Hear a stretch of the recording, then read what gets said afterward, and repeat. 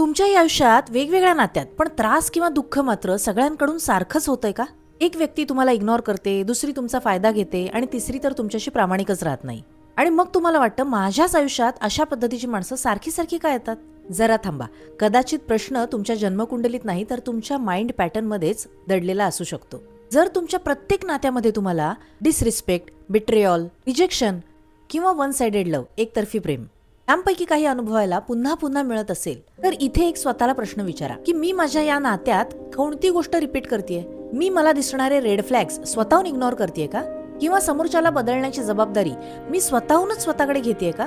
किंवा प्रेम मिळवण्यासाठी मी स्वतःलाच कॉम्प्रोमाइज करायला शिकवतेय का? कारण माणूस बदलला आणि पॅटर्न तोच राहिला तर अनुभवही पुन्हा पुन्हा तोच येत राहतो.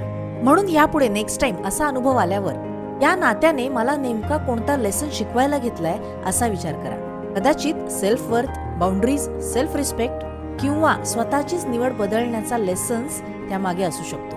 तुमच्या आयुष्यात यापैकी कोणता रिलेशनशिप पॅटर्न रिपीट होतोय मला कमेंटमध्ये एका शब्दात सांगा.